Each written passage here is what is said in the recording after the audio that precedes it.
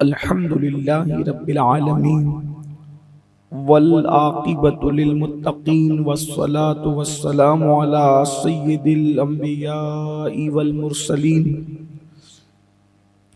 وعلى آله وأصحابه الطيبين الطاهرين أما بعد فأعوذ بالله من الشيطان الرجيم بسم الله الرحمن الرحيم وما ينطق عن الهوى إن هو إلا وحي يوحى صدق الله العظيم غوث اعظم بمن بے سرو ساما مدد قبلہ دین مدد کعبہ ایمان مدد انتظار کرم تست من عینی رائے خدا جو خدا بینو خدا دا مدد بگردہ بے بلا افتادہ کشتی ضعیفانو شکستہ رات و پشتی وحق کے خواجہ عثمان ہارون مدد کن مدد کن مدد کن یا معین الدین چشتی۔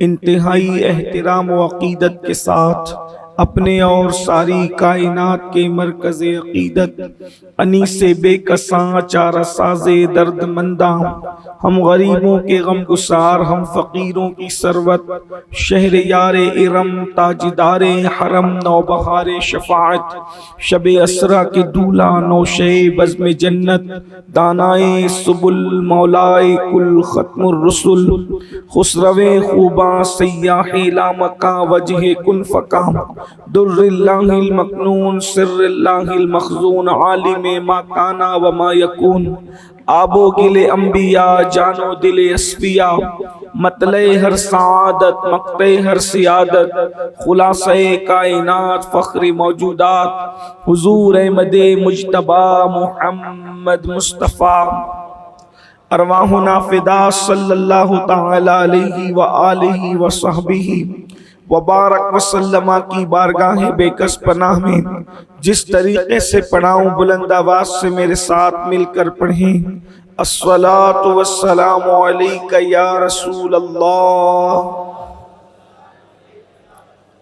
الصلاۃ والسلام علیک یا نبی اللہ، الصلاۃ والسلام علیک یا حبیب اللہ وعلى آلك وأصحابك يا نور الله صلی اللہ تعالی علیہ وسلم۔ وہ زبان جس کو سب کن کی کنجی کہے اس کی نافذ حکومت پہ لاکھوں سلام، وہ دہن جس کی ہر بات وحی خدا چشمے علم و حکمت پہ لاکھوں سلام۔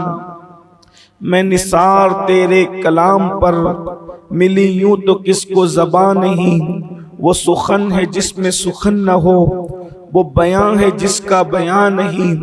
فصحا عرب کے بڑے بڑے تیرے آگے یوں ہے دبے لچے، کوئی جانے منہ میں زبان نہیں بلکہ جسم میں جان نہیں۔ کروں تیرے نام پہ جاں فدا نہ بس ایک جاں دو جہاں فدا، دو جہاں سے بھی نہیں جی بھرا، کروں کیا کروڑوں جہاں نہیں۔ کروں مدح اہل دول رضا، پڑے اس بلا میں میری بلا، میں گدا ہوں اپنے کریم کا، میرا دین پارے نہ نہیں۔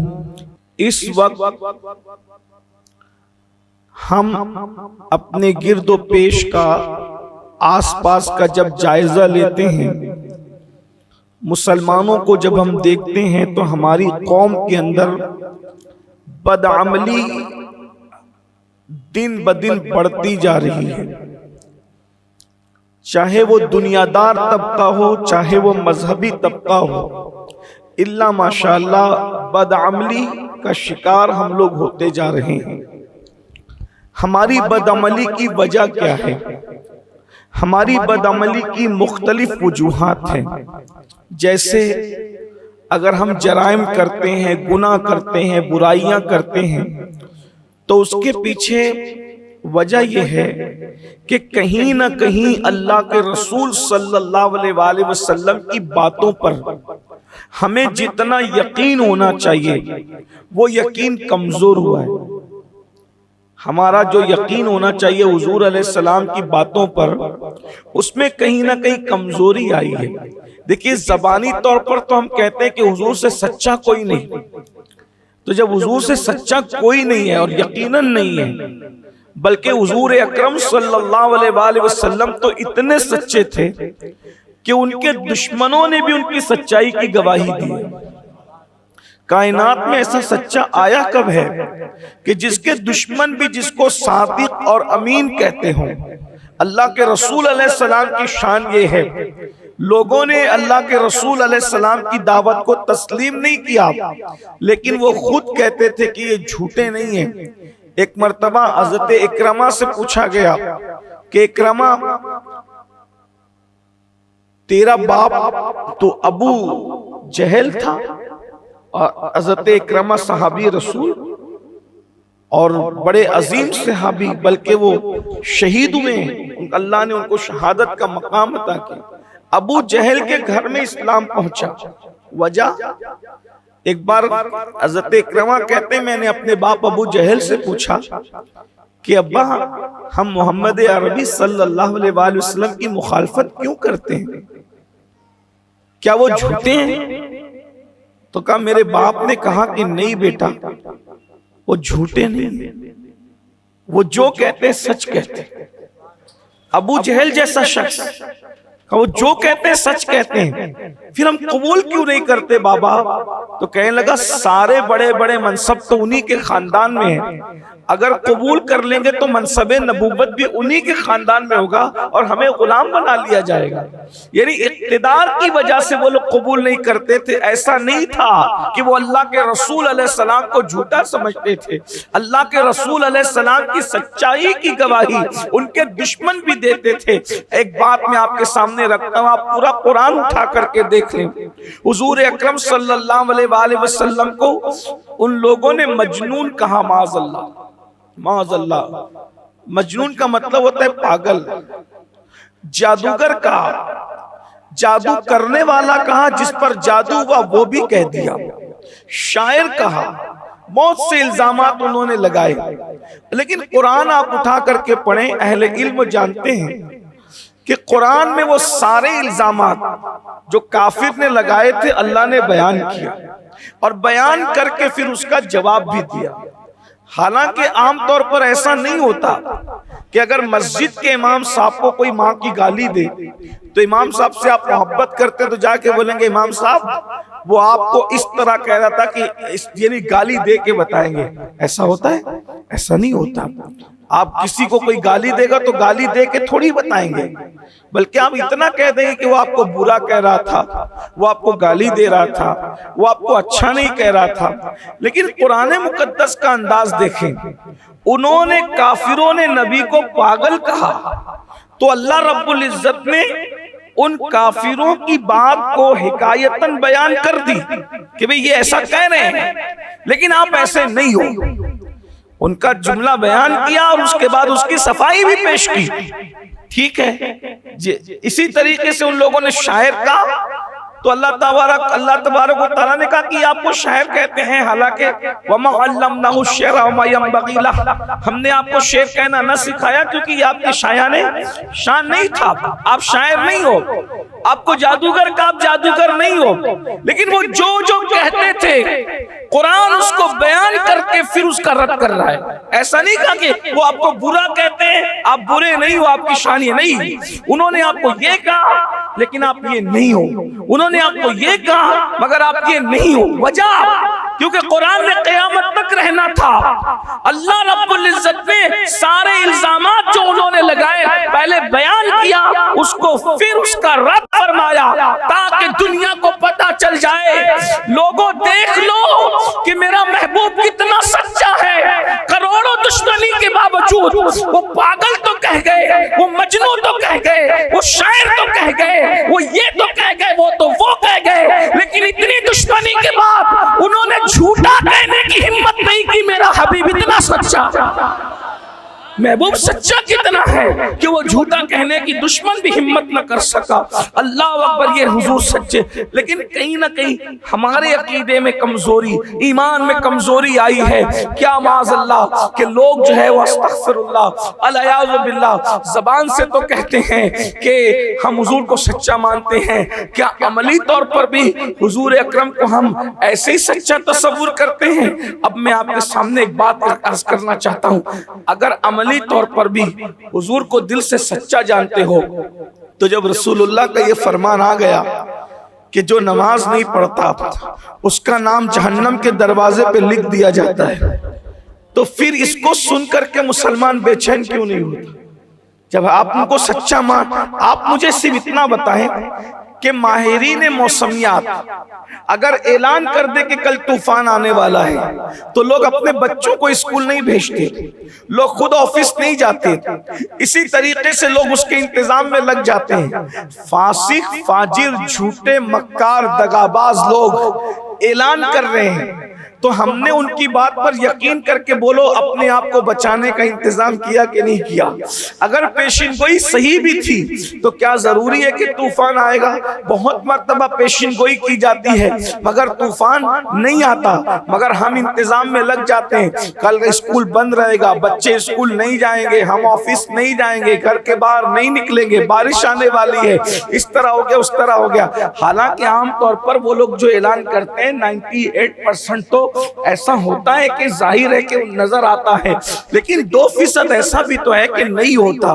ایک مرتبہ ابھی جلدی اعلان ہوا تھا کہ بہت بڑا طوفان آنے والا ہے، لیکن ہوائیں چلی مگر کوئی ایسا نقصان والا معاملہ جیسی پیشین گوئی کی تھی وہ نظر نہیں آیا. میرے آقا صلی اللہ علیہ وآلہ وسلم کے دیوانوں، ماہرین موسمیات ہو یا سائنسداں ہو یا کوئی اور ہو، وہ جو پیشین گوئی کرے وہ سچ بھی ہو سکتی ہے، وہ جھوٹ بھی ہو سکتی ہے، مگر اللہ کا سچا رسول صادق و مصدوق جو اپنی مرضی سے کچھ کہتے ہی نہیں، جو وہ کہتے ہیں وہ وحی الہی کی وجہ سے کہتے ہیں. اب آپ مجھے بتائیں، جب انہوں نے یہ فرمایا ہے کہ جس نے نماز چھوڑ دی اس کا نام جہنم کے دروازے پہ لکھ دیا جاتا ہے، یہ سن کر کتنے مسلمان بے چین ہوتے ہیں، کتنے مسلمان بے قرار ہوتے ہیں. میرے بھائیوں، اگر پولیس کے رجسٹر میں ہمارا نام آ جائے جہاں رشوت دے کر بھی ہم اپنا نام کٹوا سکتے ہیں، بڑے بڑے سورسز لگا کے بھی نام کٹوا سکتے ہیں، بہت کچھ کر کے نام کٹوا سکتے ہیں، جہاں سے نام کٹ ہو سکتا ہے بتائیے وہاں نام آنے سے ہماری نیندیں اڑتی ہے. اور جہنم کے دروازے پہ روزانہ 5 مرتبہ ہمارا، ہمارے بچوں کا، بیوی کا، ماں باپ کا، جو نماز چھوڑ رہا ہے سب کا نام لکھا جا رہا ہے. بولو ہمارے کانوں پر جو رینگتی ہے، ہمیں بے چینی ہوتی ہے، ہمیں بے قراری ہوتی ہے. تو اس کا مطلب کیا ہے؟ کیا سمجھا جائے کہ کیا معاذ اللہ آپ حضور پر یقین نہیں کرتے، حضور علیہ السلام کی باتوں پر یقین نہیں کرتے، یا یقین تو کرتے ہیں؟ چلے یقین تو کرتے ہیں مگر آپ اپنے آپ کو اتنا طاقتور سمجھتے ہیں کہ اللہ کے عذاب کو آپ برداشت کر سکو گے؟ خدا کے عذاب کو برداشت کرنے کی طاقت جسموں میں ہے.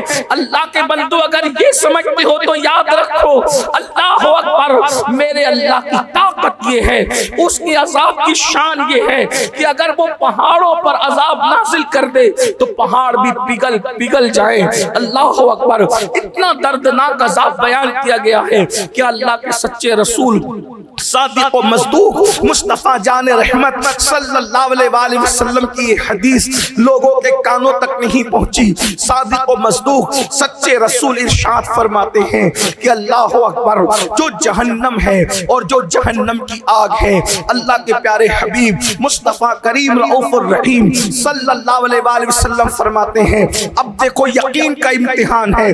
کاش کے لوگ اپنا یقین مضبوط کرتے، کاش کے لوگ اپنا یقین پختہ کرتے، ہمارا یقین مضبوط ہوتا اللہ اس کے رسول پر. میرے آقا فرماتے ہیں جہنم کو میرے اللہ نے 1000 سال تک بھڑکایا، 1000 سال تک. 10 منٹ میں چولہا جلایا جاتا ہے، ہم اپنی طاقت کے مطابق 10 منٹ چولہا جلاتے ہیں تو اس کے دہکتے ہوئے انگارے، کچے چاولوں کو پکا دیتے ہیں، ٹھنڈے پانی کو گرم کر دیتے ہیں۔ ارے جب تیرے 10 منٹ کے چولہے کی یہ حالت ہے تو میرے اللہ نے جب 1000 سال تک کے جہنم کو بھڑکایا ہوگا، اس وقت جہنم کے دہتے ہوئے انگاروں کا حال کیا ہوا ہوگا؟ تو صادق و مصدوق غیب دا نبی صلی اللہ علیہ وآلہ وسلم ارشاد فرماتے ہیں تو جہنم کی آگ لال ہو گئی۔ اسی پہ بس نہیں کیا گیا بلکہ مزید 1000 سال پھر بھڑکایا گیا تو وہ جہنم کی آگ یعنی 2000 سال تک بھڑکتی رہی۔ آقا فرماتے ہیں سفید ہو گئی۔ پھر میرے آقا ارشاد فرماتے ہیں پھر تیسری 1000 سال تک کہ اس کو بھڑکایا گیا، یعنی 3000 سال تک جب اس کو بھڑکایا گیا تو بالکل کالی اور سیاہ ہو گئی۔ اب آپ مجھے بتائیں سیاہ اور کالی آگ جس کو اللہ نے 3000 سال تک کے بھڑکایا ہے، اب میرے آقا علیہ السلام کے دیوانوں بتاؤ کیا آپ میں اور ہم میں اتنی طاقت ہے؟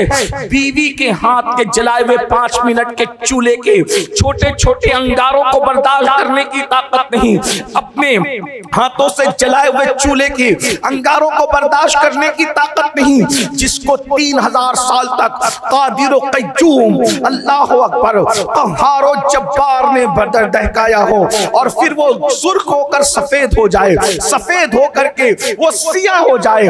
بتاؤ ہم میں آپ میں طاقت ہے؟ نہیں طاقت ہے، مگر آج کا مسلمان ان باتوں کو سن کر نظر انداز کر رہا ہے، ان باتوں کو سن کر نوجوان نظر انداز کر رہے ہیں۔ کون ہے جس کے کانوں میں جو رنگتی ہے؟ اللہ اکبر۔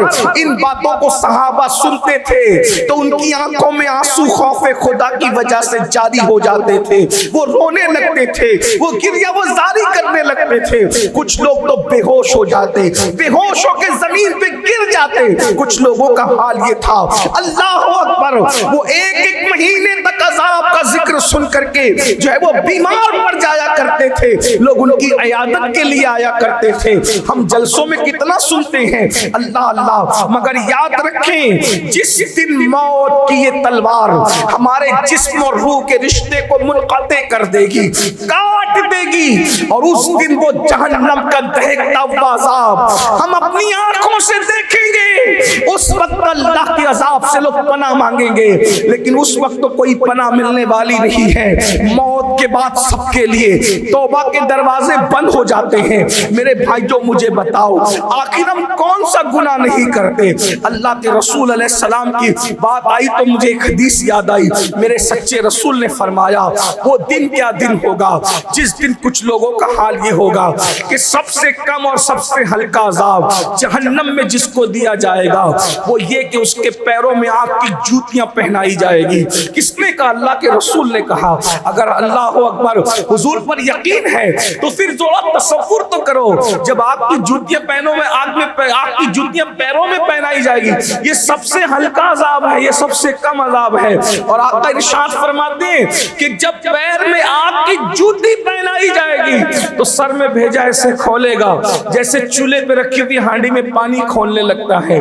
اور آقا ارشاد فرماتے ہیں کچھ لوگ ایسے ہوں گے جن کے ٹکنوں تک آگ ہوگی، آقا فرماتے ہیں کچھ لوگ ایسے ہوں گے جن کے گھٹنے تک آگ ہوگی جہنم کی آگ، کچھ لوگ ایسے ہوں گے جن کے کمر تک آگ ہوگی، کچھ لوگ ایسے ہوں گے جن کے کندھوں تک آگ ہوگی، کچھ لوگ ایسے ہوں گے جن کے گلے تک آگ ہوگی۔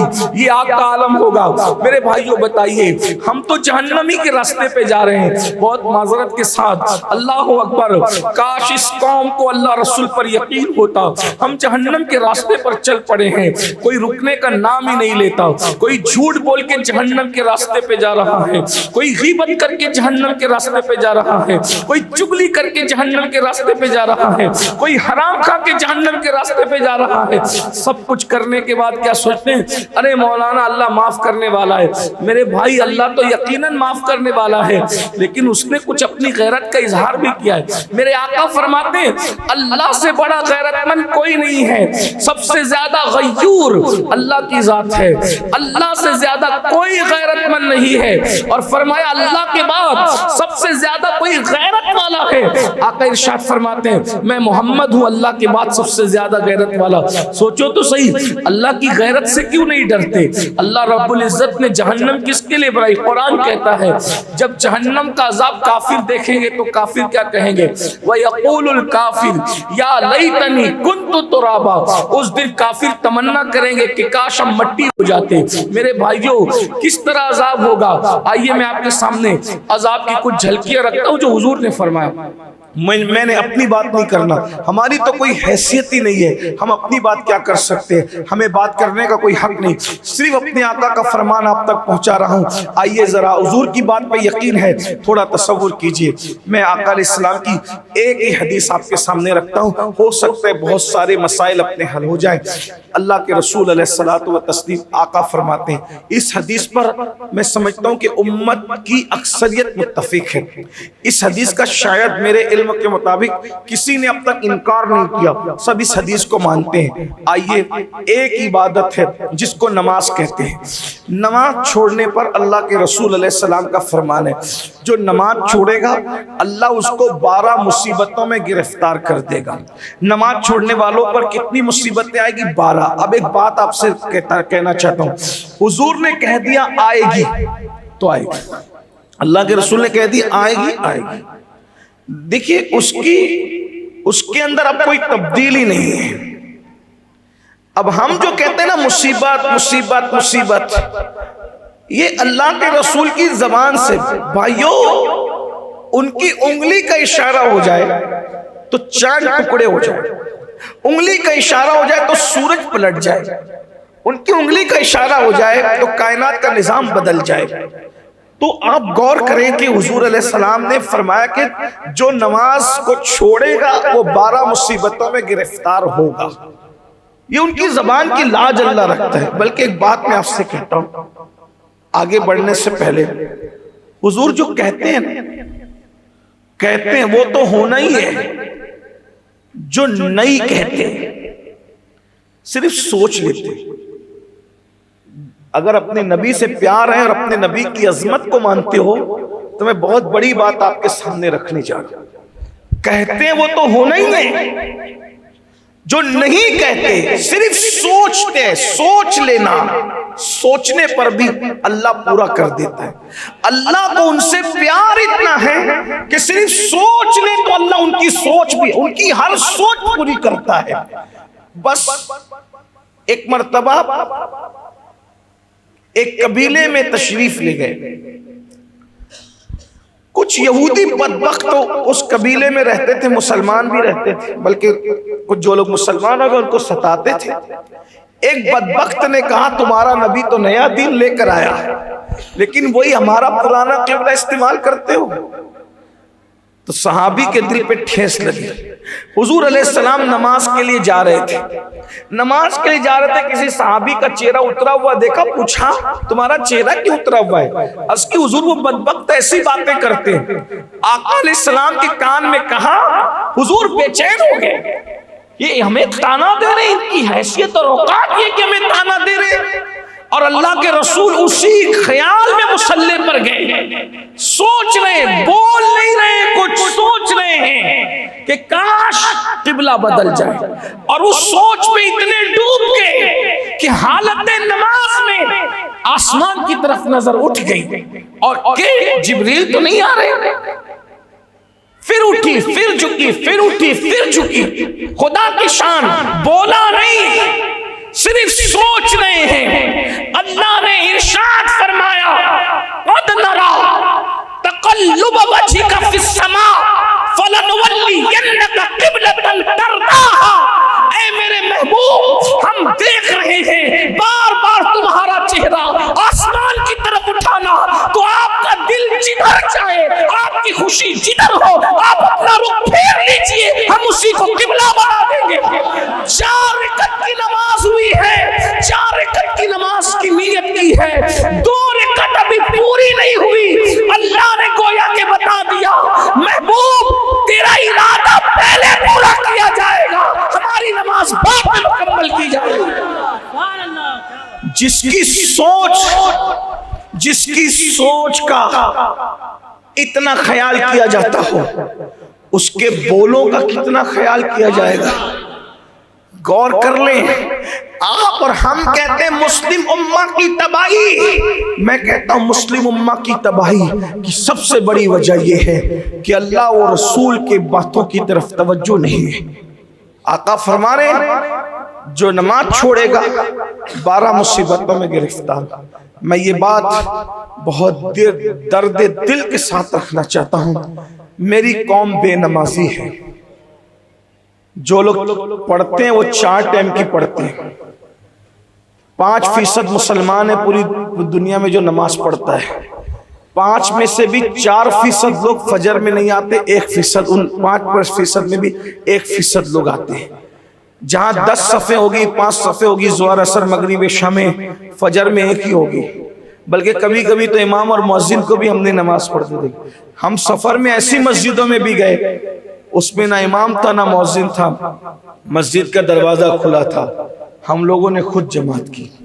ایسا بھی ہوا، کبھی ایسا بھی ہم نے دیکھا کہ ایک بندہ انتظار کر رہا تھا کہ کوئی آئے گا تو جماعت ہوگی۔ اب آپ سے پوچھتا ہوں، جو قوم اللہ کے گھر کو ویران کر دے، وہ قوم اپنے گھر کی آبادی کا تصور کیسے کر سکتی ہے؟ یہ جو دنیا میں تباہی ہے مسلمانوں کی، یاد رکھنا یہ دنیا کے انسان کٹ پتلی ہے قدرت کے ہاتھ میں، یہ سب کٹ پتلی ہے، کسی میں طاقت نہیں ہے کسی کو مارنے کی اور جلانے کی، سارے فیصلے قدرت کرتی ہے۔ تمہارا دشمن بھی کسی کو قدرت بناتی ہے اور تمہارا دوست بھی قدرت بناتی ہے، تمہارا غدار بھی قدرت بناتی ہے، تمہارا وفادار بھی قدرت بناتی ہے۔ اگر آج دنیا ہماری دشمن ہوئی ہے، سب سے بڑی وجہ اللہ رسول کے فرامین پر ہم نے توجہ نہیں کی۔ پھر کہہ رہا ہوں، ماہر موسمیات کی بات پہ توجہ ہے۔ ابھی دیکھیے سردی کا موسم شروع ہوا، آپ کے ممبئی میں تو سردی کم ہوتی ہے، جہاں سردی ہوتی ہے سردی آنے سے پہلے سویٹر خریدے جا رہے ہیں، جیکٹ خریدے جا رہے ہیں، شالیں خریدی جا رہی، کیوں؟ یقین ہے سردی آئے گی، سردی سے بچنے کا انتظام ہے، لیکن مرنے کے بعد نبی کا فرمان ہے جہنم، اس سے بچنے کا کیا انتظام؟ اب آئیے میں جلدی جلدی بات پڑھوں، ٹائم جتنا ہے میں اس میں اپنی بات پوری کروں۔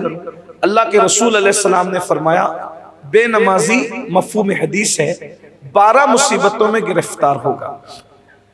اب آپ اور ہم اپنی مصیبتوں کا علاج جو تعویذات میں ڈھونڈتے ہیں، وظائف میں ڈھونڈتے ہیں، بڑی معذرت کے ساتھ حدیث اور قرآن اول ہے، باقی سب بعد میں۔ میں انکار نہیں کر رہا ہوں وظائف اور تعویذات کا، دیکھیں کوئی وظیفے میں تاثیر نماز کے بغیر نہیں ہے۔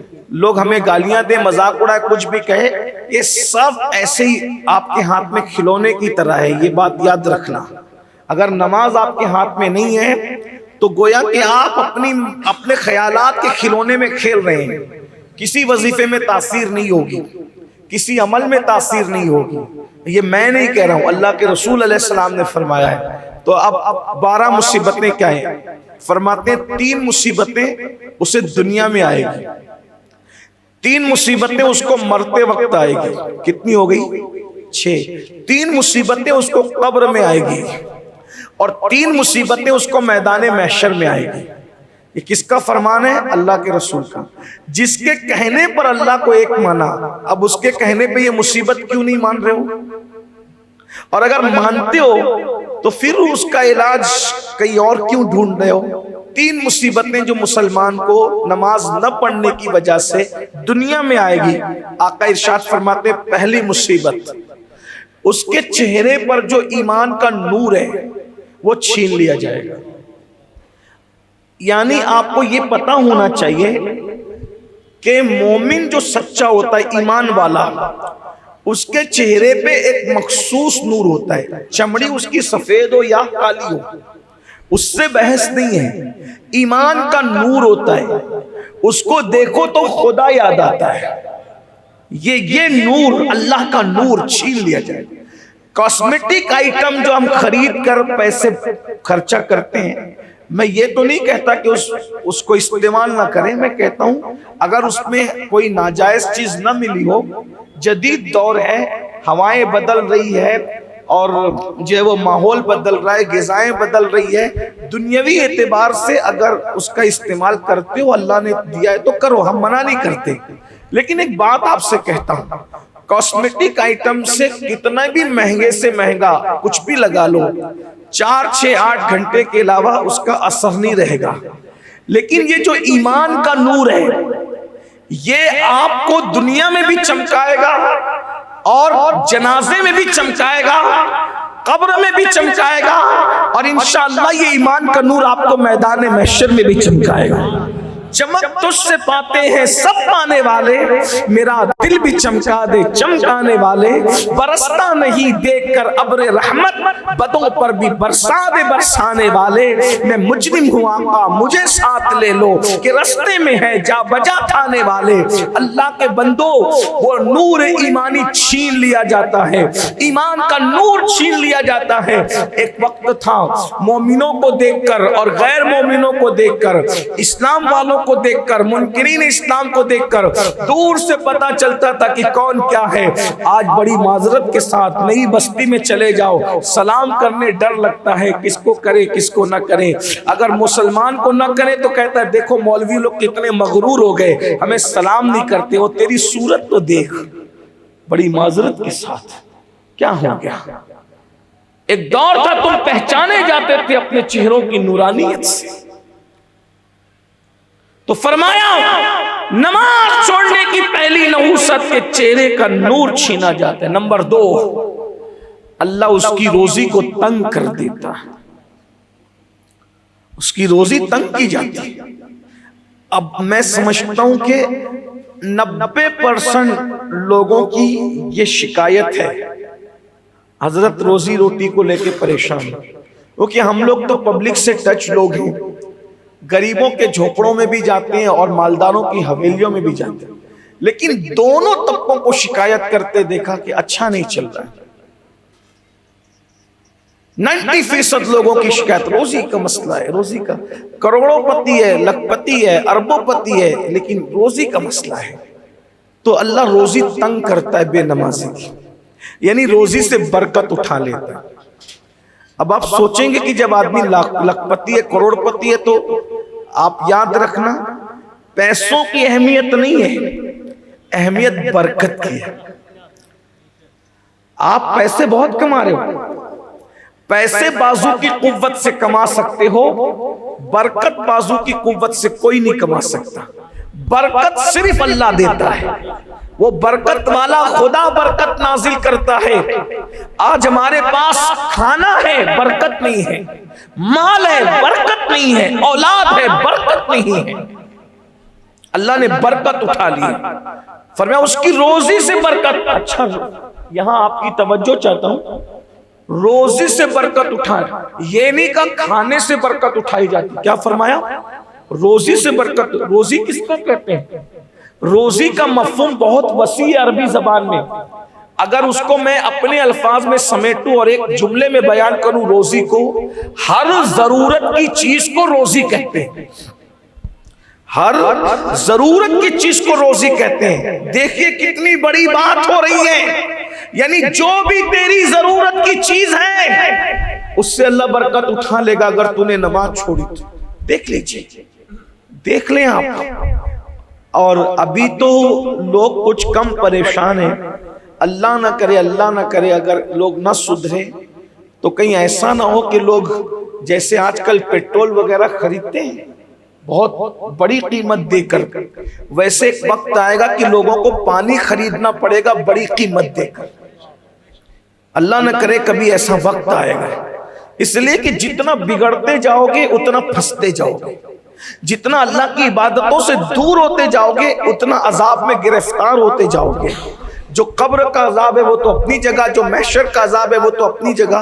تو میرے بھائیوں یاد رکھنا اللہ پاک روزی سے برکت اٹھاتا ہے۔ برکت کسے کہتے ہیں میں ایک واقعے کے ذریعے سے آپ کو سمجھاتا ہوں کہ برکت کسے کہتے ہیں۔ دیکھیں ایک ہوتا ہے کوئی چیز کا ہونا اور ایک ہوتا ہے اس میں برکت کا ہونا۔ مطلب کیا؟ غور کریں، ایک ہی روایت پڑھتا ہوں آپ کو بات سمجھ میں آئے گی، انشاءاللہ آپ سمجھ جائیں گے۔ حضرت سیدنا ابو ہریرہ رضی اللہ تبارک و تعالیٰ ارشاد فرماتے ہیں کہ میرا کوئی گھر وغیرہ نہیں تھا، بہت پریشان رہتا تھا، اور بھوک کا عالم یہ تھا کہ بھوک اتنی لگتی تھی تو میں مسجد نبوی میں چت لیٹ جاتا تھا اپنے پیٹ کو ٹھنڈک پہنچانے کے لیے، کبھی کبھی کمر کو صحیح رکھنے کے لیے پتھر باندھتا تھا، بہت بھوک میں نے جھیلی ہے۔ ایک دن ایک مٹھی بھر کھجور مجھے میرے کسی عزیز نے دیے، مٹھی بھر۔ یہ حضرت ابو ہریرہ کی روایت ہے۔ مٹھی بھر کتنی ہو سکتی ہے بھائی؟ ایک مٹھی، دو مٹھی کتنی ہو سکتی ہے؟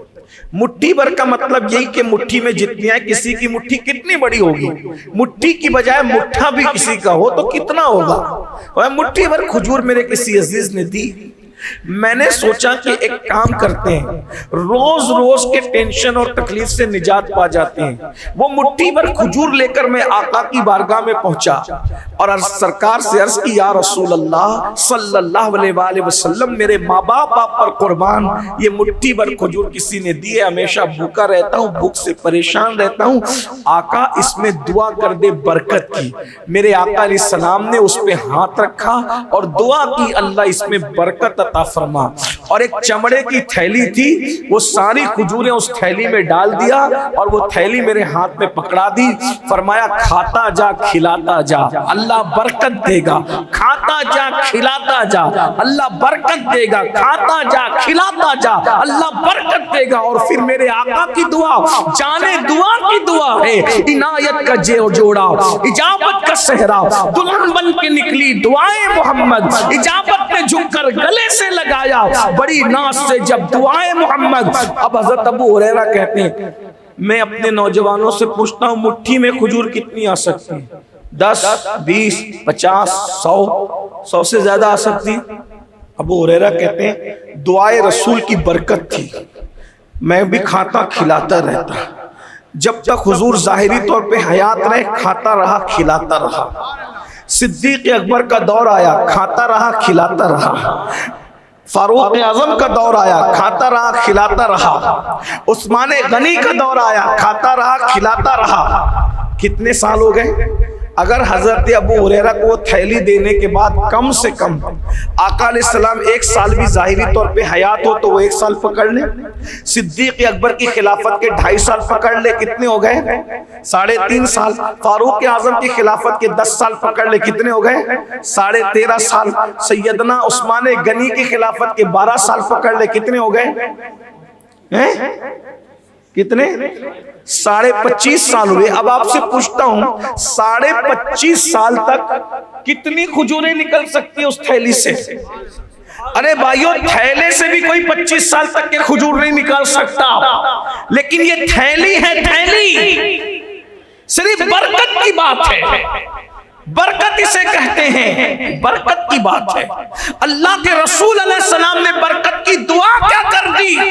حضرت ابو ہریرہ کہتے صرف میں نہیں کھاتا تھا، میں بھی کھاتا رہا، لوگوں کو بھی کھلاتا رہا، یعنی 25 سال تک اس تھیلی سے کھجوریں نکلتی رہی۔ بس ایک نصیحت اللہ کے رسول نے کی تھی، اس کو کبھی اونڈیلنا مت، اس میں کبھی جھانک کر دیکھنا مت، کھاتا جا کھلاتا جا۔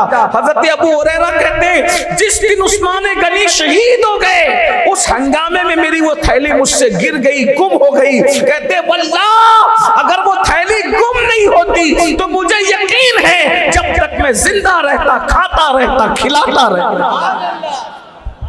یہ برکت ہے۔ آج برکت گئی ہے، برکت چلی گئی ہے آج سب سے۔ اور آقا نے فرمایا یہ نماز چھوڑنے پہ برکت جائے گی۔ اولاد سے برکت گئی، اولاد بھی ہماری روزی کا ایک حصہ ہے۔ اولاد سے برکت گئی کا مطلب کیا؟ اولاد کیوں ہوتی ہے؟ سہارا بننے کے لیے۔ آج اولاد سہارا نہیں بن رہی، اولاد ٹینشن بن رہی ہے، ہمارے لیے مصیبت بن رہی ہے۔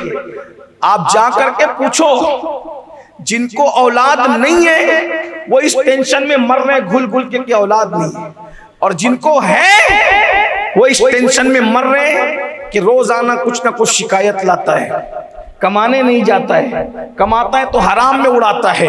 کچھ لوگ یہ کہہ رہے ہیں کہ اس سے بات کرتا پھرتا رہتا ہے، میری خیریت نہیں پوچھتا۔ یہ سب کیا ہے؟ 1450 سال پہلے صادق و مصدوق نے بتا دیا تھا کہ نماز چھوڑو گے برکت جائے گی۔ 2 باتیں ہو گئی، چہرے کا نور جائے گا، نماز چھوڑنے کی وجہ سے چہرے کا نور جائے گا، روزی سے برکت جائے گی۔ 2 باتیں۔ تیسری مصیبت دنیا میں اللہ اس کی عمر کو گھٹا دے گا۔ دیکھو زیادہ تر لوگ کتنی چھوٹی چھوٹی عمر میں جا رہے ہیں۔ آپ سوچیں گے نمازی لوگ بھی جاتے ہیں، اگر کسی دن بتا دینا کہ نمازی کسے کہتے ہیں تو انگلیوں پہ گنو گے اپنی بستی میں نمازی کسے کہتے ہیں. لیکن صرف ایک جملے میں بتا رہا ہوں، کوئی تفصیل نہیں، میں نہیں جا رہا ہوں. نمازی کا مطلب کیا؟ فرمایا گیا جو ایک مرتبہ بھی جان بوجھ کے نماز چھوڑ دے اس کا شمار نمازیوں میں نہیں ہوتا. چے جائے کہ اس وقت تک جب تک وہ توبہ نہ کرے.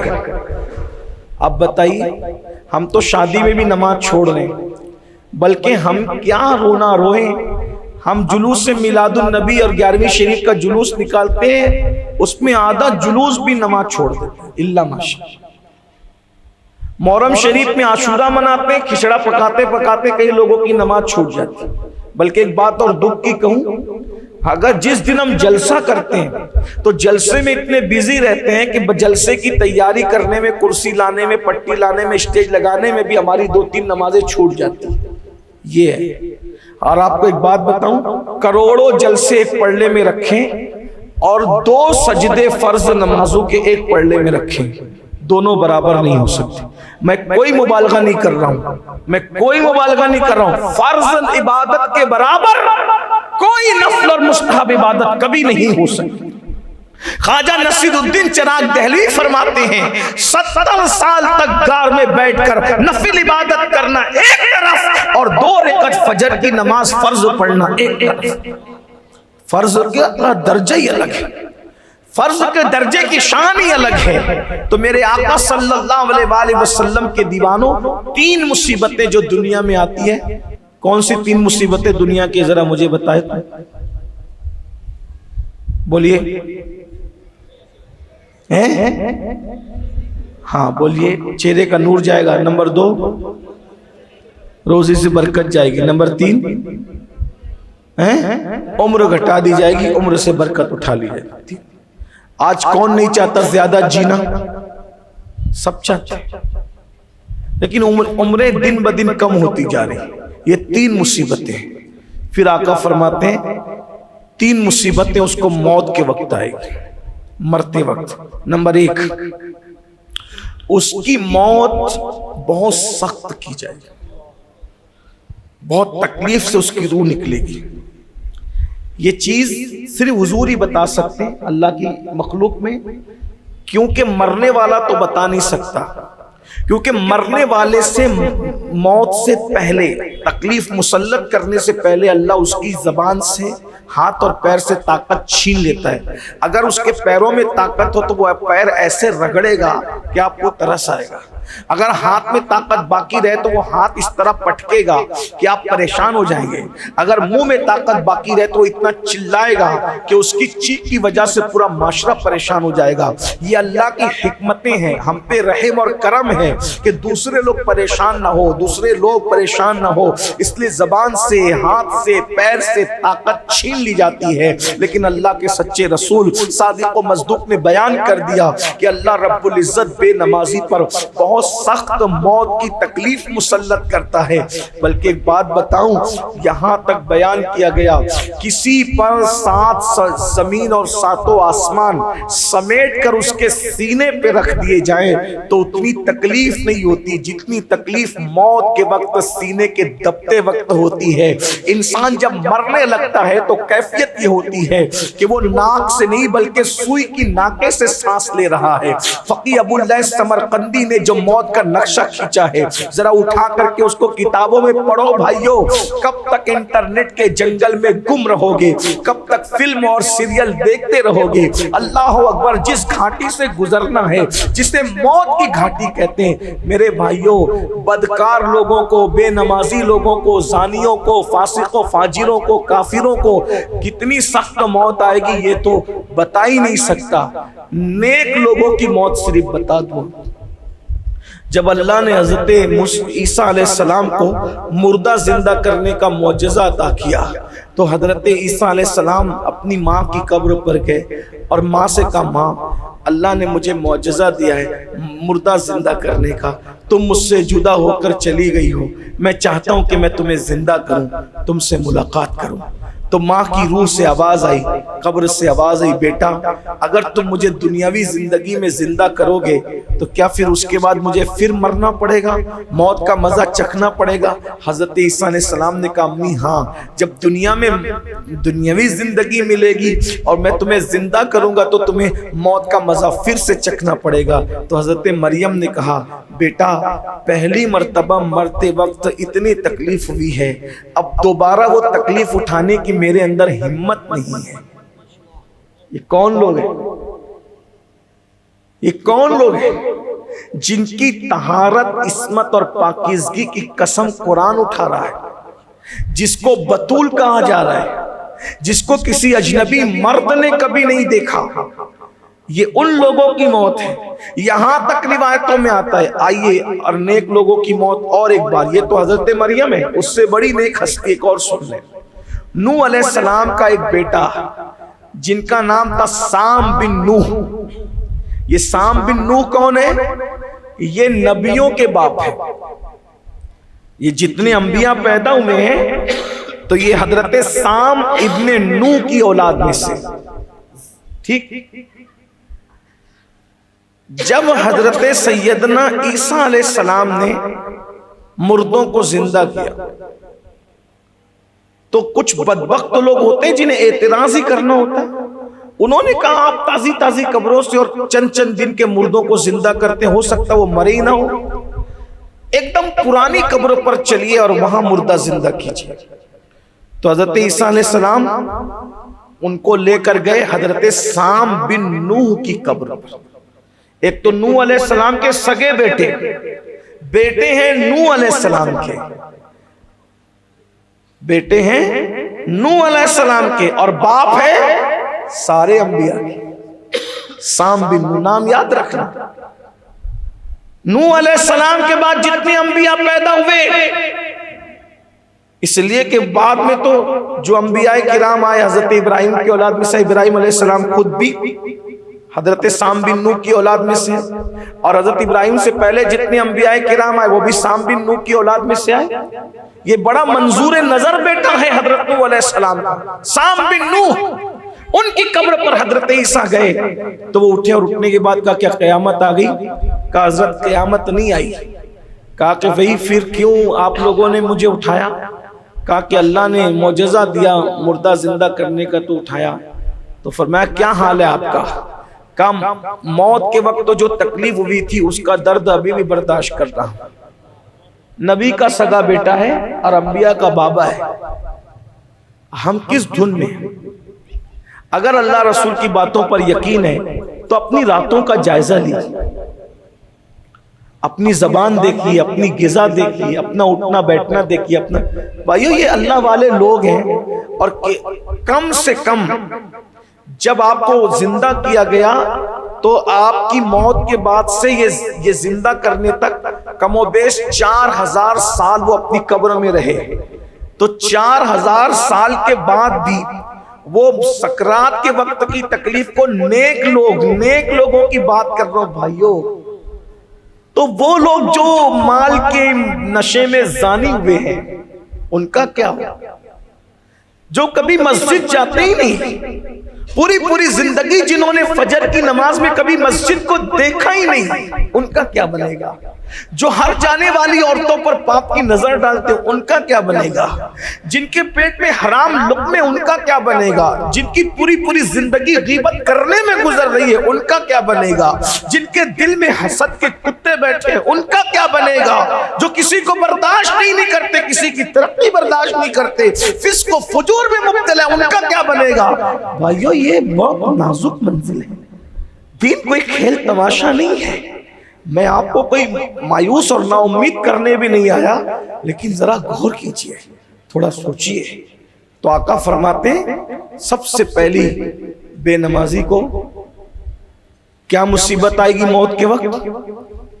اللہ اس کو بہت سختی سے اس کی جان نکلے گی، بہت تکلیف سے اس کی جان نکلے گی۔ دوسری مصیبت، جب وہ مرے گا تو بھوکا بھی ہوگا اور پیاسا بھی ہوگا، کتنا بھی کھلا دو بھوکا ہی مرے گا، کتنا بھی پلا دو بھوکے. یہاں تک بزرگوں نے فرمایا اگر 7 سمندروں کا پانی بھی بے نمازی کے منہ میں نچوڑ دو تو بھی اس کو پیاس لگے گی.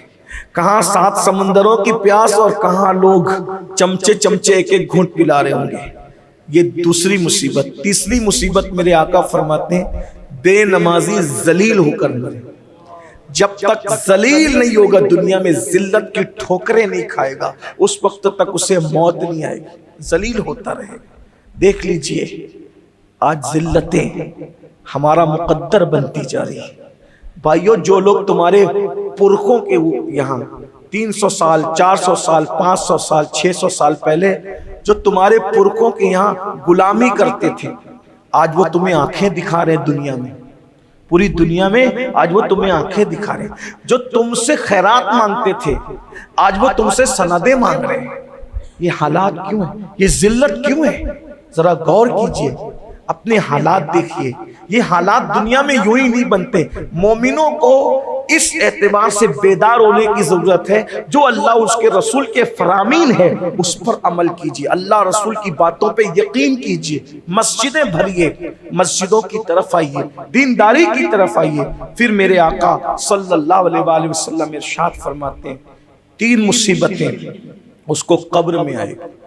نمبر 1 آقا فرماتے ہیں قبر اس کو ایسا دبائے گی.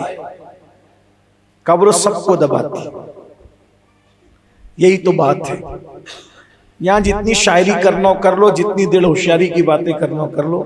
شاعری کی دنیا الگ ہے اور حدیث کی دنیا الگ ہے. ٹھیک. آقا علیہ السلام فرماتے ہیں سب کو قبر دباتی. بلکہ ایک حدیث سن لیجئے آپ کو بہت عبرت ملے گی. صحابہ میں ایک صحابی ہیں حضرت سیدنا سعد ابن عبادہ رضی اللہ عنہ, اور اللہ کے رسول علیہ السلام نے ان کو لقب دیا تھا سید الانصار. حضور علیہ السلام کی مدد کرنے والوں کا سردار سید الانصار. اللہ کے رسول علیہ السلام نے ان کو سید الانصار کا لقب عطا فرمایا. اب دیکھیں ان کا مقدر دیکھیں. سیدنا سعد کا مقدر دیکھیں. جس وقت ان کا وصال ہوا تو ان کے وصال کے وقت آسمان سے 70,000 فرشتوں کا نزول ہوا.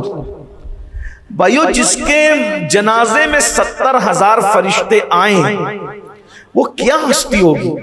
لیکن آگے کی بات مجھے اور بڑی لگتی ہے. 70,000 فرشتوں کا آنا تو اپنی جگہ بڑی بات ہے. اس سے بڑی بات اللہ کے رسول خود جس کے جنازے میں تشریف لائے. فرشتوں کے آنے سے زیادہ قیمتی چیز ہے حضور کا آنا. پھر میرے آقا صلی اللہ علیہ وآلہ وسلم ان کے جنازے پر روئے اور اس کے بعد پھر مسکرائے. تو رونے اور مسکرانے کا سبب لوگوں نے پوچھا تو سرکار فرماتے اس لیے رویا کہ سید الانصار چلا گیا, اور مسکرا اس لیے رہا ہوں کہ جب سعد کا جنازہ اٹھا ہے تو اس وقت عرش جھومنے لگا ہے. سعد کے جنازے پہ عرش جھوما ہے. میرے امام کہتے ہیں عرش پہ دھومے مچے وہ مومن صالح ملا, فرش سے ماتم اٹھے وہ طیب و طاہر گیا. واسطہ پیارے کا ایسا ہو کہ جو سنی مرے یوں نہ فرمائے تیرے شاہد کہ وہ فاجر گیا. اللہ اکبر. جس کی موت پر عرش جھوم رہا ہو خوشی سے کہ کون آنے والا ہے آج آسمانوں پر, کس کی روح آنے والی ہے, کس کی روح کا جنازہ آنے والا ہے, جس پر عرش جھومے وہ حضرت سعد. 70,000 فرشتے جس کے جنازے میں آئے وہ حضرت سعد, اور 70,000 فرشتے تو اپنی جگہ نبیوں کا امام سید المعصومین جان عصمت جس کے جنازے میں تشریف لائے. صحابہ جس کا جنازہ پڑھیں, رسول اللہ جس کا جنازہ پڑھیں, کیا وہ ہستی ہوگی؟ اللہ کے رسول علیہ الصلوۃ والتسلیم نے جب ان کو دفن کر دیا, دھیان سے آقا نے جب ان کو دفن کر دیا تو حضور علیہ السلام کے چہرے پر آثار ظاہر ہوئے افسردگی کے. حضور نے کہا اللہ اکبر اللہ اکبر. ابھی ولی کی بات نہیں, ولی سے بڑا مرتبہ صحابہ. قرآن نے جگہ جگہ من المہاجرین والانصار من المہاجرین والانصار من المہاجرین، اللہ پاک نے ارشاد فرمایا. اور ہمارا سنیوں کا عقیدہ یہ ہے جیسے جنت کا ہونا یقینی ہے ایسے ہر صحابی کا جنتی ہونا یقینی ہے. وجہ جس زبان نے بتایا کہ جنت ہے اسی زبان نے بتایا کہ ہر صحابی جنتی ہے. ہم دونوں پر یقین کرتے ہیں، لیکن یہ آپ بہت سوچیے، غور کیجئے. حضور علیہ السلام نے جب ان کو دفن کر دیا گیا حضرت کون سا سید الانصار، کون سا 70,000 ملائکہ جنازے میں آ رہے ہیں، عرش و جھوم رہا ہے، حضور خود جنازے میں آ رہے ہیں. اور بلکہ جنازے میں آئے نا قبر پہ کھڑے ہو، آقا قبر پہ کھڑے. حضور جس قبر پہ کھڑے وہ قبر کیا ہوگی بھائی؟ غور کیجئے.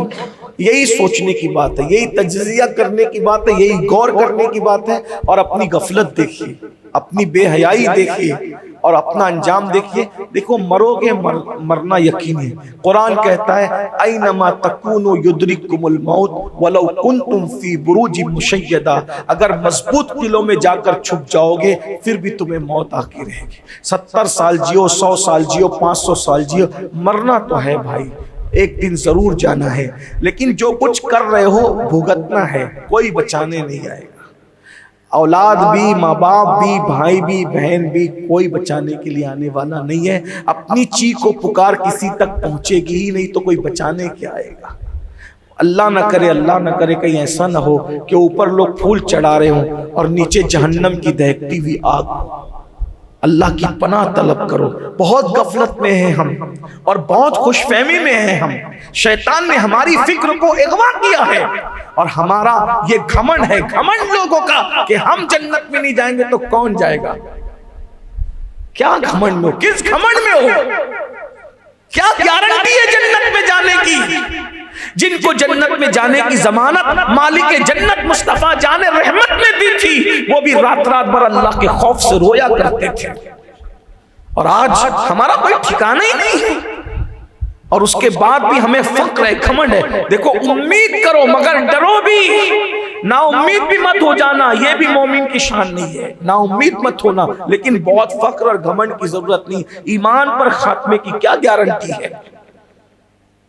سید الانصار حضرت سیدنا سعد کی قبر پر حضور کھڑے ہیں اور اچانک چہرے پر افسردگی کے آثار ظاہر ہوتے ہیں. آقا فرما اللہ اکبر، اللہ اکبر، سبحان اللہ، سبحان اللہ، الحمدللہ، الحمدللہ. حضور تکبیر پڑھی، تسبیح پڑھی، تحمید پڑھی اور اس کے بعد پھر حضور کے چہرے پر خوشی کے آثار آ گئے. ان کی تو بگڑی بن گئی، بلکہ بگڑی نہیں تھی، بنی تھی سب. ہائے ہائے ہائے، ہمارا کیا؟ اللہ رحم سے. ان کو رحمائے تو آئے ورنہ وہ کڑی مار ہے کیا ہونا ہے. راہ پرخار ہے کیا ہونا ہے، پاؤں افکار ہے کیا ہونا ہے. تیرے بیمار کو میرے عیسیٰ غش لگاتار ہے کیا ہونا ہے. اوروں سے چھپ کے کیے جس کے گناہ وہ خبردار ہے کیا ہونا ہے. کل وہاں دید کا دن، آج یہاں آنکھ بیکار ہے کیا ہونا ہے. دور جانا ہے رہا دن تھوڑا، کوش تیار ہے کیا ہونا ہے. دل ہمیں تم سے لگانا ہی نہ تھا، اب سفر بار ہے کیا ہونا. لیکن مایوس نہیں ہے. کیوں رضا کڑتے ہو، ہنستے اٹھو جب وہ غفار ہے کیا ہونا ہے. مایوس بھی نہیں. جو کروڑوں ماؤں سے زیادہ پیار کرتا ہے، جب وہی ہمارا رب کریم ہے تو پھر انشاءاللہ بہتر ہی ہوگا. لیکن ڈرنے کی ضرورت ہے. سرکار نے اللہ اکبر، سبحان اللہ، الحمدللہ، چہرے پہ خوشی کے آثار آئے. صحابہ نے کہا حضور ہم نے ایسا ایسا دیکھا، کیا تھا؟ سرکار فرماتے ہیں اس کو اس کی قبر دبا رہی تھی. کس کو بھائی؟ اللہ اکبر. آقا فرماتے ہیں تمہارے اس نیک بھائی کو، حضور نے بھی فرمایا نیک بھائی، جس کو میرے آقا نیک کہہ دے اس سے بڑا نیک کون ہو سکتا. میں تمہارے اس بھائی کو، نیک بھائی کو، اس کی قبر دبا رہی تھی. جب قبر میں دبانا شروع کیا تو میں نے یہ منظر دیکھا تو میں نے اللہ اکبر تکبیر کہنا شروع. پھر فرمایا میرے صحابہ اگر کوئی قبر کے دبانے سے بچ سکتا تھا تو یہی بندہ تھا. جب قبر نے اس کو بھی دبایا، قبر نے صحابی سید الانصار اس کو بھی دبایا، تو میں نے تکبیر پڑھنی شروع کی. حال البتہ یہ ہے قبر سب کو دباتی ہے، لیکن دبانے کا انداز اس کا جدا جدا ہوتا ہے.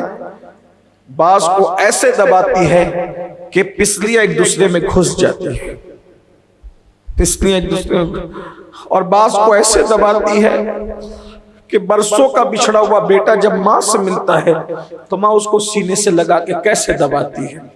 فرمایا ایسے. ایک مقام پہ فرمایا بلی چوہے کو بھی منہ میں پکڑتی ہے اور اپنے بچے کو بھی منہ میں پکڑتی ہے، لیکن چوہے کو پکڑتی ہے تو خونا خون کر دیتی ہے، اور بچے کو پکڑتی ہے تو دانت کا نشان بھی پڑنے نہیں دیتی، لیکن قبر دباتی ضرور ہے. آقا فرماتے ہیں پہلی مصیبت بے نمازی کو جو آئے گی قبر اس کو دبائے گی. آقا فرماتے ہیں ایسے دبائے گی کہ دونوں طرف کی پسلیاں ایک دوسرے میں گھس جائیں گی. بھائیو، ہم اپنے بچوں کو ٹیوشن کے لیے مانتے ہیں، کیوں ٹیوشن نہیں جاتا؟ ہم اپنے بچوں کو مارتے ہیں، اسکول کیوں نہیں جاتا؟ بیوی کو بھی مارا لوگوں نے کہ سالن میں نمک کیوں زیادہ ہوا. کیا کبھی ہم نے گھر والوں کو نماز کے لیے بھی اتنی محنت کی؟ ارے اسکول نہیں پڑھے گا تو زیادہ سے زیادہ اس کی دنیا برباد ہوگی، نماز نہیں پڑھے گا تو اس کی آخرت اور دنیا دونوں برباد ہے. کیوں ہم محنت نہیں کرتے؟ تو پہلی مصیبت قبر کی. آقا فرماتے دوسری مصیبت یہ ہوگی اس کو، اللہ اکبر، اس کی قبر میں اتنا اندھیرا ہوگا ایک ہاتھ کو دوسرا ہاتھ سجائی نہیں دے گا، اور اس کی قبر میں 99 اژدہے بڑے بڑے سانپ مسلط ہوں گے. ایک ایک سانپ اتنا طاقتور ہوگا کہ اگر پہاڑ کو ڈنک مارے تو پہاڑ ریزہ ریزہ ہو جائے گا. ایسے اژدہے اس کی قبر میں مسلط ہوں گے، اور کتنا ڈنک ماریں گے پتہ ہے؟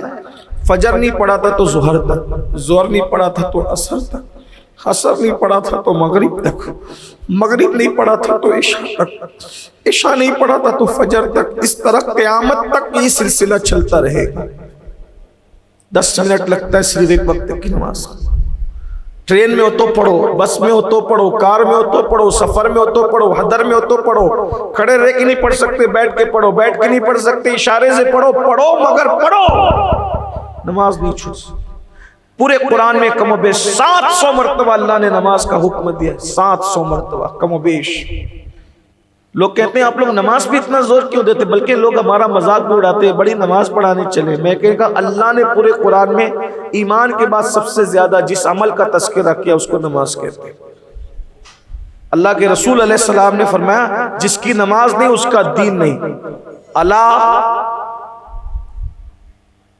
لا دینا صلاۃ اللہ او کما قال الاسلام، کہ جس کی نماز نہیں ہے اس کا دین نہیں ہے. آقا نے یہاں تک فرمایا. کہا ہے تو 2 مصیبتیں قبر میں، اور فرمایا تیسری مصیبت یہ ہے کہ اللہ تبارک و تعالیٰ اس کی قبر کو جہنم کی آگ سے بھڑکا دے گا. اس کی قبر جہنم کے گڑھوں میں سے گڑھا بنے گی، جہنم کی آگ سے بھڑکا دیا جائے. یہ ہے اس کی مصیبت. آخری 3 باتیں سن لے، میں بات پوری کر لوں. پھر فرمایا میدان محشر میں 3 مصیبت ہوگی اس کی. نمبر 1، جب وہ قیامت کے دن اٹھے گا اللہ تبارک و تعالی اس سے حساب سختی سے لے. بس یہ اینڈ ہے. اگر اللہ کسی سے نرمی سے بھی حساب لے لینا تو وہ جواب نہیں دے سکتا. اللہ پاک اگر نرمی سے بھی حساب لے لے جواب نہیں دے سکتا. اگر آپ کہیں تو میں اس پر ایک حدیث پیش کر دوں گا، تھوڑی سی لمبی ہے لیکن اس کو میں شارٹ کر کے بتا دوں گا. اگر اللہ ہماری نیکیوں کا بھی حساب لے لینا، نیکیوں کا، ہم جواب نہیں دے سکتے. بلکہ اللہ کو جواب دینے کے تصور سے انبیاء لرزتے. انبیاء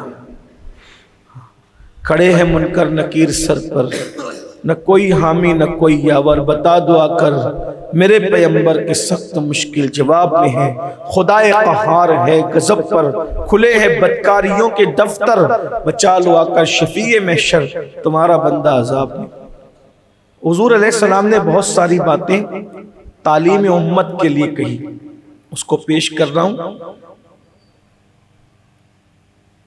سیرت کی تقریباً تمام کتابوں میں یہ واقعہ موجود ہے، جس کو میں مختصر کرنے کے لیے اپنے الفاظ کی جامع میں پیش کر رہا ہوں۔ حضور علیہ الصلوۃ والتسلیم مالدار تھے بہت، لیکن لوگوں پر اتنا کھلا ہاتھ تھا کہ جس دن آتے تھے اسی دن سب لٹا دیتے تھے، لوگوں کو دے دیتے تھے، اور پھر کیفیت یہ ہوتی تھی کہ گھر میں کھانا نہیں بنتا تھا، اور کھانا کتنا نہیں بنتا تھا آپ کو حیرانی ہوگی، 3 مہینے تک کھانا نہیں بنتا۔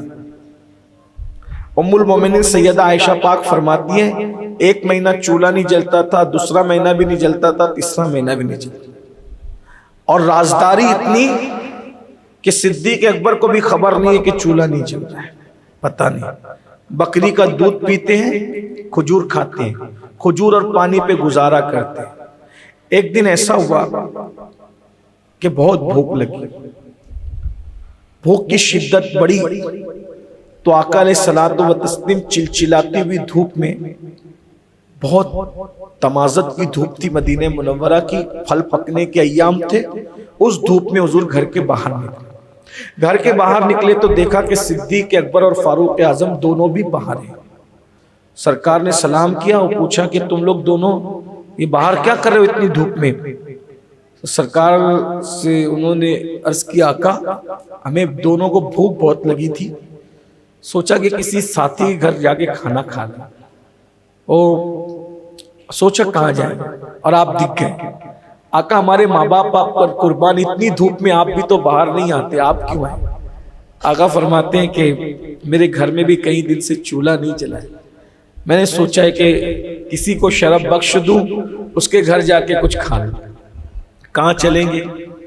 اب یہ بھی آپ کو پتہ ہونا چاہیے میرے نوجوان بھائیوں کو، ہم جس دور میں جی رہے ہیں، مجھے ایسا لگتا ہے شاید بھکاریوں کا بھی ایسا وقت نہیں آتا ہوگا، بھکاری لوگوں پر بھی، کہ ان کے گھر میں ہفتے بھر تک چولہا نہ جلے۔ آج بھکاری لوگ بھی لاکھوں روپے کا بیلنس رکھتے ہیں بینکوں کے اندر، اور ہم لوگ تو آج 5 ٹائم کھاتے ہیں۔ بلکہ اگر ہم لوگ اپنی بات کریں تو میں سوچتا ہوں کہ اگر ہم لوگوں کو منع نہ کریں تو لوگ ہمیں 12 ٹائم بھی کھلائیں، بلکہ اگر جہاں دعا کرنے جاؤ، فاتحہ کرنے جاؤ، وہاں دسترخوان، وہاں دسترخوان، وہاں دسترخوان، یہ حال ہے۔ میں سوچتا ہوں لوگ ہم لوگوں کو کہتے ہیں کتنی محنت کرتے ہو تم لوگ، میں سوچتا ہوں ہم نے محنت نہیں کرتے، محنت کرنے والے تو قبروں میں چلے گئے، ہم تو ان کی محنتوں کا پھل کھا رہے ہیں۔ ہاں، پہلے لوگ دین کا کام کرنے جاتے تو مار بھی کھاتے تھے، گالیاں بھی سنتے تھے، پتھر برستے تھے، بھوکے ہوتے تھے۔ آج ہم لوگ دین کے نام پہ جاتے ہیں تو پھول بھی برستے ہیں، ایک سے کھانے بھی ہیں، تحفے تحائف بھی ہیں، نعرے تکبیر رسالت کی گونج ہے۔ ہمارے پہنچنے سے پہلے لوگ پہنچے، پھر بھی ہم وہ نہیں کر پا رہے جو ہمارے بزرگوں نے کیا۔ ہم کچھ نہیں کر پا رہے، اللہ ہمیں معاف کر دے۔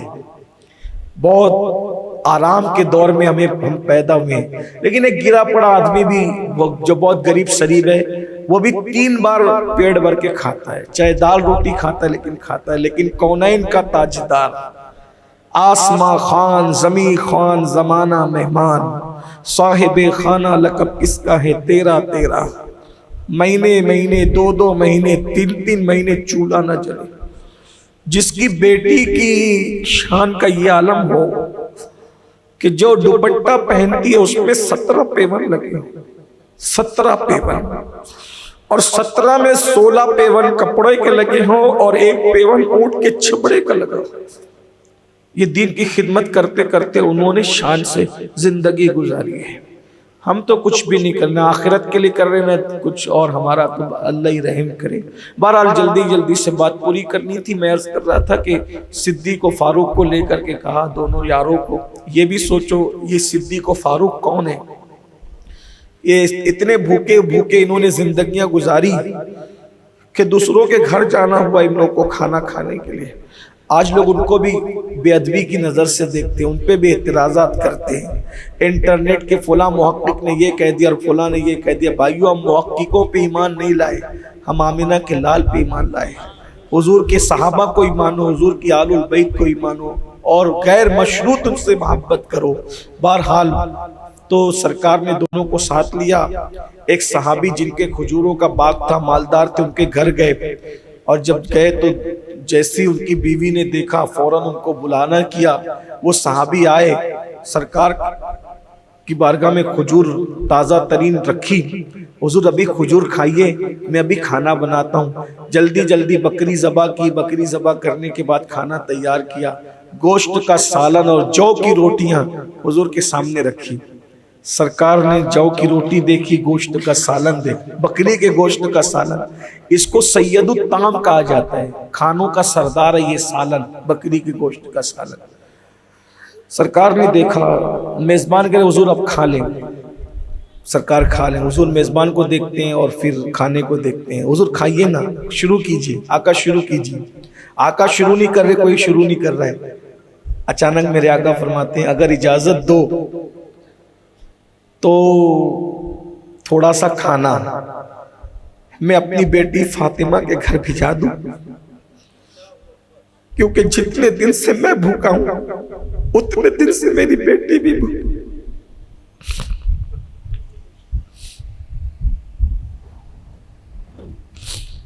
میری بیٹی نے بھی کھایا نہیں ہے، کھانا دیکھ کے اس کی بھوک یاد آ گئی، میری شہزادی بھوکی، میں کیسے کھا لوں، مگر تم اجازت دو تو یہ تھوڑا سا کھانا۔ انہوں نے اس کی مالک سب تو آپ کا ہے، آپ جو چاہیں کریں۔ آقا نے روٹی لی، اس پہ کچھ بوٹیاں رکھی، خادم سے کہا لے جاؤ، وہ بھی بھوکی اتنے ہی دن کی جتنے دن کا میں بھوکا ہوں۔ حضور تو نکل آئے نا گھر سے، وہ کہاں جاتی، انہوں نے کہاں جانا تھا، یہ دین کی خاطر تھا۔ بہرحال ان کو کھانا پہنچ گیا، آقا نے کھایا۔ اب کھانے کے بعد جب کھانا ہو گیا، حضور علیہ السلام کی آنکھوں میں آنسو آ گئے۔ جو بات میں نے شروع کی تھی، اتنا بڑا واقعہ یہی لانے کے لیے، سرکار کی آنکھوں میں آنسو آ گئے۔ میزبان نے کہا آقا جب بھوکے تھے تب نہیں رو رہے تھے، اب تو پیٹ بھر گیا، اب کیوں رو رہے ہیں، کھانا تو اب حضور نے کھا لیا، رونے کی وجہ؟ آقا فرماتے میرے صحابہ ہم نے آج کتنا لذیذ کھانا کھایا ہے نا، کتنا لذیذ۔ اگر رونا مجھے اس لیے آ رہا ہے، اگر قیامت کے دن اس کھانے کے بارے میں اللہ مجھ سے پوچھے گا تو میں کیا جواب دوں؟ اتنے دنوں کی بھوک کے بعد، اتنے دنوں کے فاقے کے بعد گوشت کا سالن کھایا، وہ بھی پیٹ بھر نہیں کھایا پوری زندگی کے لیے۔ فرماتے اگر اللہ مجھ سے، یہ تعلیم امت کے لیے تھا۔ اب آپ مجھے بتاؤ بھائیو، محبوب جس کے لیے معشر سجائے گا، جس کے لیے جنت بنائی، جس کے لیے کائنات بنائی، ان کو احساس ہے یہ لذیذ کھانے کا حساب اللہ مجھ سے مانگے گا تو میں کیا جواب؟ اب بتاؤ حضور کھانے کے بارے میں رو رہے ہیں کہ اللہ کو میں کیا جواب دوں گا؟ کبھی ہم نے بھی رویا کہ نماز کے بارے میں پوچھے گا تو میں کیا جواب دوں؟ اتنا جھوٹ بولا ہے میں نے، اتنا حرام کمایا ہے میں نے، اتنا لوگوں کو دھوکہ دیا میں نے، اللہ کو میں جواب کیا دوں؟ کبھی سوچو۔ سید المعصومین جس کے سر پہ تاج شفاعت سجائے، جس کے لیے فرمایا وَلَسَوْفَ يُعْطِيكَ رَبُّكَ فَتَرْضَىٰ، اتنا عطا کریں گے کہ آپ راضی ہو جائیں گے۔ بتائیے ہم کا کیا؟ تو آقا فرماتے ہیں بے نمازی پہ پہلی مصیبت قیامت میں اللہ اس سے سختی سے حساب لے گا۔ نمبر 2 فرمایا کہ اللہ اس سے ناراض ہوگا، اللہ اس سے بات نہیں کرے گا۔ میں سمجھتا ہوں کہ جتنے عذاب ہے سب سے بڑا عذاب یہی ہے، اس سے بڑا کوئی، اللہ کی ناراضگی سے بڑا کوئی عذاب نہیں، اور اللہ کی رضا سے بڑا کوئی انعام نہیں۔ فرمایا کہ اللہ اس سے ناراض ہوگا، قیامت میں اس سے بات نہیں کرے گا، اور تیسری مصیبت قیامت کی ہے اللہ اس کو جہنم میں ڈال دے گا۔ یہ 12 مصیبتیں ہیں بے نمازی کے لیے۔ بھائیو اپنا بھلا چاہتے ہو، ایک وقت کی نماز کے لیے صرف 10 منٹ کا ٹائم لگتا ہے، بس 50 منٹ لگتے ہیں 5 وقت کی نماز کے لیے۔ نماز کے لیے ٹائم نکالیے، بلکہ میں تو یہ کہتا ہوں ابھی بھی جنہوں نے عشاء نہیں پڑھی، عشاء پڑھو، فجر پڑھو اور آج سے نماز شروع کرو۔ 10 منٹ نکالنا ہے، صرف 10 منٹ نماز سیکھیے، صحیح العقیدہ عاشق رسول امام کی اقتداء میں نماز پڑھیے۔ اللہ تعالیٰ سب سے پہلے مجھے آپ سب کو عمل کی توفیق عطا فرمائے۔ گفتگو کے درمیان میں کوئی بھی مجھ سے غلطی ہو تو اللہ تعالیٰ معاف کر دے۔ استغفر اللہ ربی من کل ذنب واتوب الیہ۔ اللہ تعالیٰ ہم سب کی دنیا اور آخرت بہتر کر دے، اللہ ہم سب سے راضی ہو جائے۔ اللہ پاک آج سے پہلے ہم نے جو کچھ کیا ہم ایک دوسرے کو گواہ بنا کے تجھے تیرے فرشتوں کو گواہ بنا کے توبہ کرتے ہیں۔ میرے اللہ تو ہم سے راضی ہو جا، ہمیں ہماری نسلوں کو نیک بنا دے، دیندار بنا دے، ہمیں سچا ایمان اور عقیدے والا بنا دے۔ السلام علیکم ورحمۃ اللہ وبرکاتہ۔